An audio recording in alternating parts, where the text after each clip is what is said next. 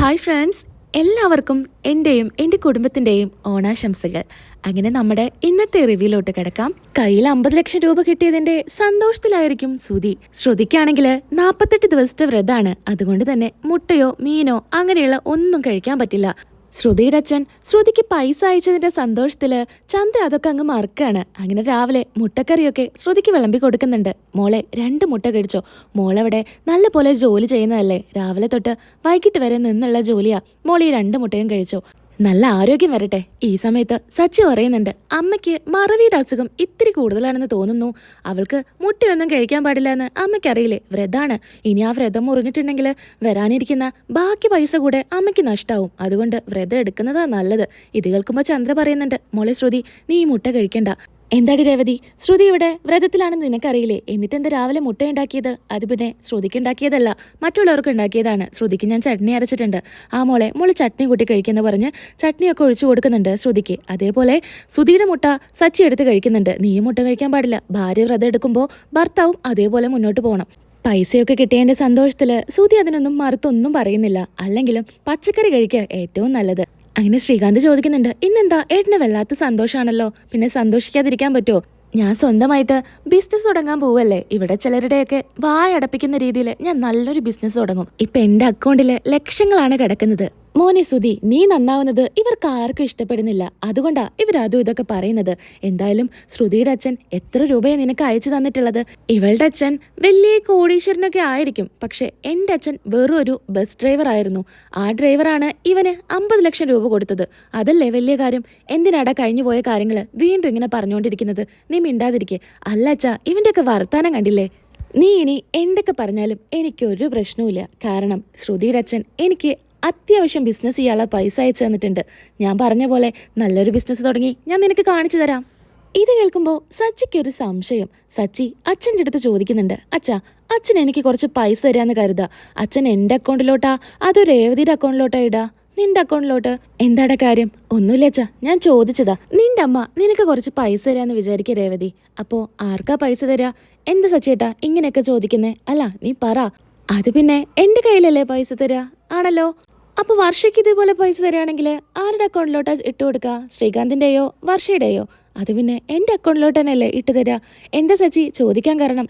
അപ്പൊ പിന്നെ ഈ പാർലർകാരിയുടെ അച്ഛൻ എന്തിനാ സുധീയുടെ അക്കൗണ്ടിലോട്ട് പൈസ ഇട്ട് കൊടുത്ത്? മകൾക്കല്ലേ അച്ഛൻ പൈസ അയച്ചു കൊടുക്കുക, അല്ലാണ്ട് മരുമകനാണോ ഇട്ട് കൊടുക്കുക? ഇത് കേൾക്കുമ്പോൾ ശ്രുതി ഒന്ന് ഞെട്ടുന്നുണ്ട്.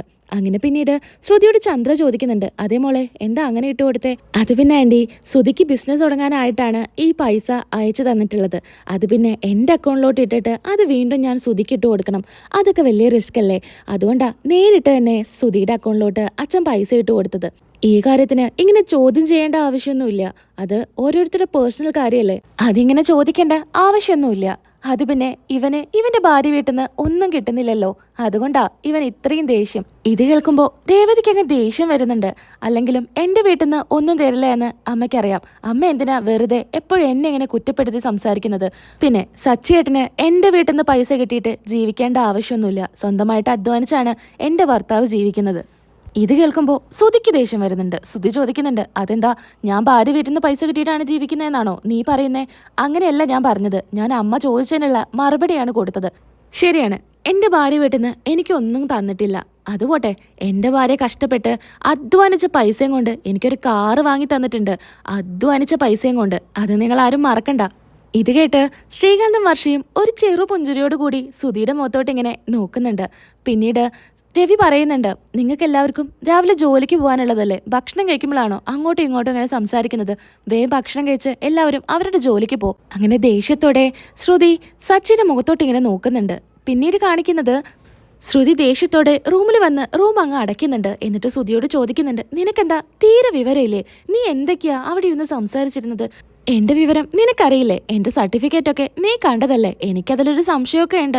നീ വല്ല കള്ള സർട്ടിഫിക്കറ്റ് ആയിട്ടാണോ നടക്കുന്നതെന്ന്. ശ്രുതി, നിനക്ക് ഒട്ടും ബോധമില്ല. നീ എന്തിനാ പറഞ്ഞ നിന്റെ അക്കൗണ്ടിലോട്ടാണ് പൈസ വന്നതെന്ന്? അത് പെട്ടെന്നങ്ങ് വന്നു പോയതാ ശ്രുതി. അതെ അതെ, ഇപ്പൊ സച്ചിക്ക് എന്താ നമ്മളോടൊരു സംശയം തോന്നിയിട്ടുണ്ട്, എവിടുന്നാ ഈ പൈസ വന്നതെന്നും എന്തായെന്നൊക്കെ. ഇപ്പൊ നിനക്ക് സമാധാനായില്ലേ? ഞാനും വിചാരിച്ചില്ല അവൻ ഇങ്ങനെ ചോദിക്കുമെന്ന്. നീ വിചാരിച്ച പോലെയൊന്നല്ല സച്ചി, അത് നിനക്ക് അറിയാഞ്ഞിട്ടാ. അവന്റെ ഉള്ളില് ഒരു സംശയം തോന്നിയ സ്ഥിതിക്ക് എന്തായാലും അവൻ ഇതിനെക്കുറിച്ച് അന്വേഷിക്കും. അതിനു മുൻപേ എന്തെങ്കിലുമൊക്കെ ചെയ്യണം. എന്ത് ചെയ്യാനാ? ഈ പൈസ നമുക്കങ്ങ് ചെലവാക്കാം. അപ്പൊ പിന്നെ ഇതിനെക്കുറിച്ച് ചോദിക്കില്ലല്ലോ. ചെലവാക്കാനോ? നീ എന്താ പറയുന്നേ? അല്ല, ഇത് വെച്ച് നമുക്കൊരു ബിസിനസ് അങ്ങ് തുടങ്ങാം. കയ്യിൽ പൈസ ഇല്ലെങ്കിൽ പിന്നെ അതിനെക്കുറിച്ച് ചോദിക്കില്ലല്ലോ. എടുത്തു ചാടിയിട്ട് ഒന്നും ചെയ്യാൻ പറ്റില്ല. ഇനിയെങ്കിലും നിന്റെ വായന്ന് അതും ഇതൊന്നും വരാതിരിക്കാൻ നോക്ക്. ഞാനല്ലെങ്കിലും അത്ര വലിയ പൊട്ടനൊന്നല്ല. നീ അങ്ങനെ എന്നെ കളിയാക്കൊന്നും വേണ്ട. എനിക്കറിയാം എന്തൊക്കെയാ പറയണ്ടേന്ന്. ഇനിയെങ്കിലും അങ്ങ് ശ്രദ്ധിച്ചാ മതി. ഈ പൈസ അച്ഛൻ്റെ പൈസയാണെന്ന് അറിഞ്ഞിട്ടുണ്ടെങ്കിൽ സച്ചി എന്തായാലും നമ്മളെ വെറുതെ വിടില്ല. എല്ലാവർക്കുമായിട്ട് ആ പൈസ കൊടുക്കേണ്ടി വരും. അതിനു മുൻപേ എത്രയും പെട്ടെന്ന് ഇതിനൊരു തീരുമാനം ഉണ്ടാക്കണം. നീ പറഞ്ഞ പോലെ നല്ലൊരു ബിസിനസ് നമുക്ക് കണ്ടെത്തി തുടങ്ങണം. അതിനു മുൻപേ സച്ചി ഇനി ഇക്കാര്യം നമ്മളെടുത്ത് ചോദിക്കരുത്. എങ്ങനെ പൈസ വന്നു, എവിടുന്നാ പൈസ എന്നൊന്നും. അതിനായിട്ട് രേവതിയോട് പോയി തന്നെ പറയണം. രേവതിയോട് പറഞ്ഞാൽ അത് പിന്നെ സച്ചിയോട് പറഞ്ഞ് പിന്നെ അവൻ നമ്മളോടിത് ചോദിക്കില്ല. അങ്ങനെ പിന്നീട് നേരെ ശ്രുതി രേവതിയുടെ അടുത്തോട്ട് ചെല്ലുന്നുണ്ട്. രേവതിയോട് ചോദിക്കുന്നുണ്ട്, നിന്റെ ഭർത്താവിന് എന്തിൻ്റെ പ്രശ്നം? ഞങ്ങളുടെ കാര്യത്തിൽ എന്തിനാ നിന്റെ ഭർത്താവ് ഇടപെടുന്നതെന്ന്. ഇത് കേൾക്കുമ്പോൾ പാത്രമൊക്കെ അവിടെ ഇട്ട് രേവതി ദേഷ്യത്തോട് ചോദിക്കുന്നുണ്ട്. എന്ത് ചോദിച്ചെന്നാ പറയുന്നത്? അവരുടെ ഏട്ടൻ്റെ അടുത്ത് ഒരു സംശയം ചോദിച്ചു. അല്ലാണ്ട് സച്ചേട്ടൻ എന്താ ചോദിച്ചേ? അതും ചോദിക്കണ്ട. എൻ്റെ അച്ഛൻ പൈസ അയച്ചു. അത് ചിലപ്പോൾ സുധിയുടെ അക്കൗണ്ടിലോട്ടായിരിക്കും, ചിലപ്പോൾ അത് എൻ്റെ അക്കൗണ്ടിലോട്ടായിരിക്കും. അതൊന്നും ചോദിക്കേണ്ട ആവശ്യം നിന്റെ ഭർത്താവിനില്ല. ഞങ്ങളുടെ കാര്യത്തിൽ ഇനി ഇടപെടരുത് എന്ന് സച്ചിയോട് നീ പറയണം. ഞാൻ പറഞ്ഞാലൊന്നും സച്ചിയേട്ടൻ കേൾക്കില്ല. അല്ല ശ്രുതി, നീ പറഞ്ഞു നിന്റെ ഭർത്താവിൻ്റെ കാര്യത്തിൽ ഇടപെടരുത് എന്ന്. നീ എന്ന് സച്ചിയേട്ടന് ഞാൻ ആ കാറ് വാങ്ങിക്കൊടുത്തപ്പോൾ ഈ കാർ എവിടുന്നാ വാങ്ങിച്ചേ, എത്ര രൂപയായി, എങ്ങനെയാണ് പൈസ കിട്ടിയത് എന്നൊക്കെ എൻ്റെ അടുത്ത് കുത്തി കുത്തി ചോദിച്ചില്ലേ? അതും ഇതേ സ്ഥലത്ത് വെച്ച്. അപ്പോൾ നിനക്ക് എൻ്റെ അടുത്ത് ചോദിക്കാം, സച്ചിയേട്ടന് മാത്രം ചോദിക്കാൻ പറ്റില്ല. സച്ചിയേട്ടൻ ചോദിച്ചാൽ ഒരു തെറ്റും എനിക്ക് തോന്നുന്നില്ല. ഇനി ഞാൻ നിങ്ങളുടെ കാര്യത്തിൽ ഇടപെടാൻ വരുന്നില്ല. നിങ്ങളും എൻ്റെ കാര്യത്തിലോ സുധിയുടെ കാര്യത്തിലോ ഇടപെടരുത്. ഞങ്ങൾ ഞങ്ങളെ രീതിക്ക് മുന്നോട്ട് പോയിക്കോളാം. ഇതിപ്പോൾ എന്തിനാ എൻ്റെ അടുത്ത് പറയുന്നത്? സച്ചിയേട്ടൻ്റെ അടുത്ത് നേരിട്ട് പോയി പറഞ്ഞൂടെ? അത് ഞാൻ പറയാത്തത് വലിയൊരു പ്രശ്നം ഈ വീട്ടിൽ ഉണ്ടാവരുതെന്ന് കരുതിയിട്ടാ. ഈ ഹാളിൽ വെച്ചിട്ട് പരസ്പരം അങ്ങോട്ടും ഇങ്ങോട്ടും വഴക്കിടാൻ വയ്യാത്ത കാരണമാണ് ഞാൻ സച്ചിയോട് ഇക്കാര്യം പറയാത്തത്. നീ തന്നെ നിന്റെ ഭർത്താവിനോട് പറഞ്ഞ് കാര്യങ്ങളൊക്കെ മനസ്സിലാക്കിപ്പിക്ക്. ഇനി ഞങ്ങളുടെ കാര്യത്തിൽ ഇടപെടരുത്. ഇതും പറഞ്ഞുകൊണ്ട് ശ്രുതി അവിടെ നിന്ന് പോകുന്നുണ്ട്. എന്നാൽ ഇത് കേട്ട് രേവതിക്ക് അങ്ങ് ദേഷ്യം വരികയാണ്.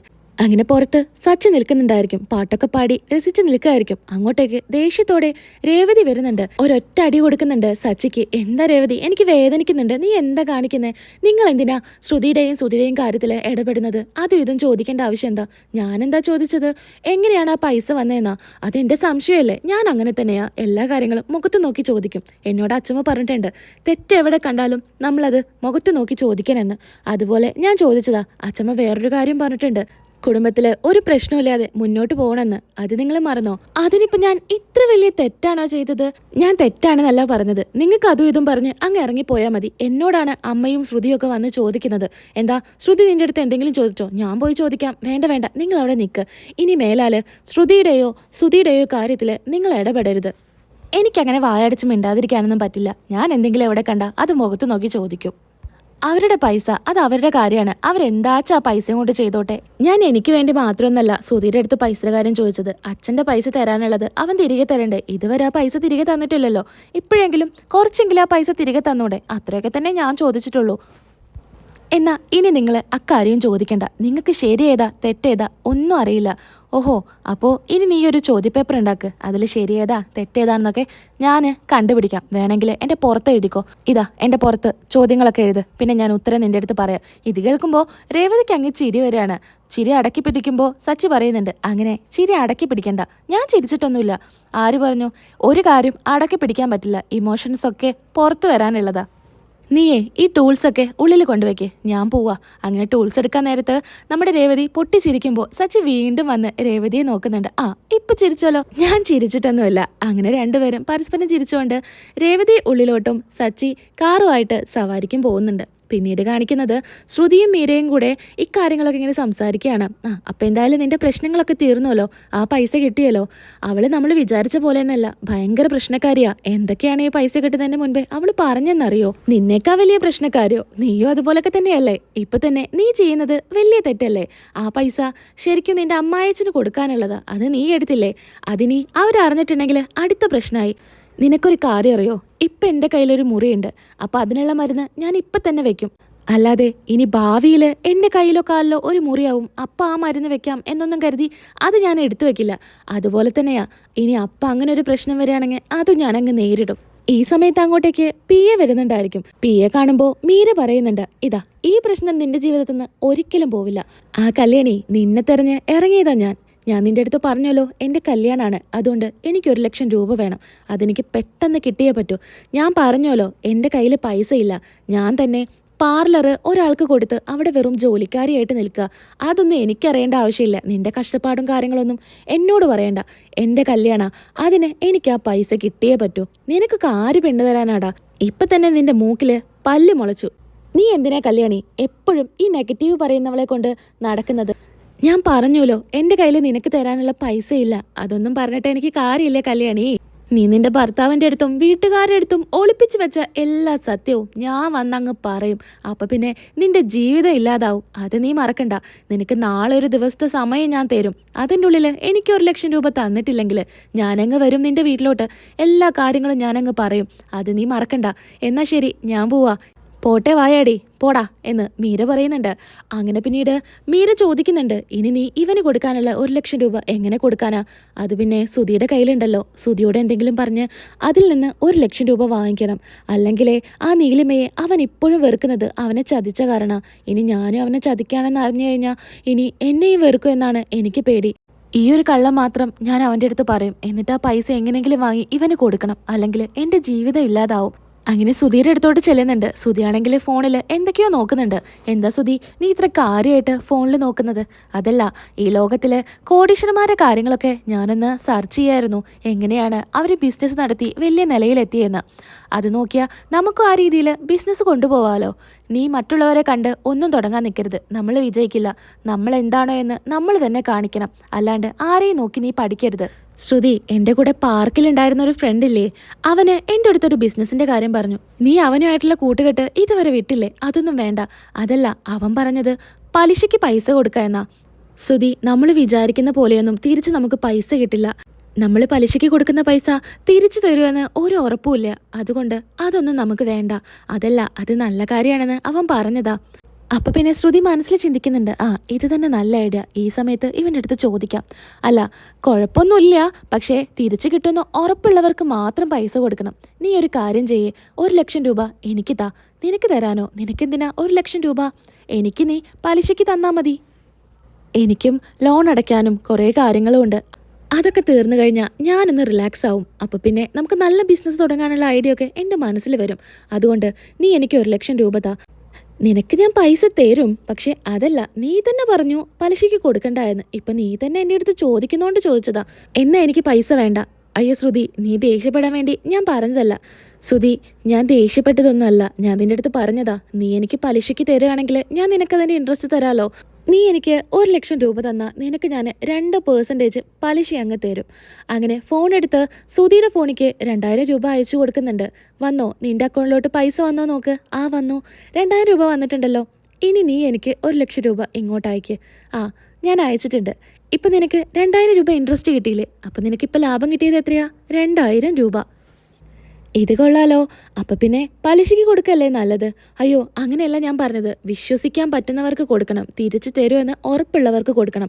ആ പാർക്കിലെ ഫ്രണ്ടുമായിട്ടുള്ള ഒരു ബിസിനസ്സും നിനക്ക് വേണ്ട. നീ ആർക്ക് പൈസ കൊടുക്കുന്നുണ്ടോ അത് എന്നോട് ചോദിക്കാതെ നീ ചെയ്യരുത്. ഇല്ല ശ്രുതി, ഞാൻ എല്ലാം നിന്റെ അടുത്ത് ചോദിക്കാം. അപ്പം എന്തായാലും 2,000 രൂപ ലാഭം കിട്ടിയല്ലോ. കൺഗ്രാറ്റുലേഷൻ ശ്രുതി എന്ന് ശ്രുതി പറയുന്നുണ്ട്.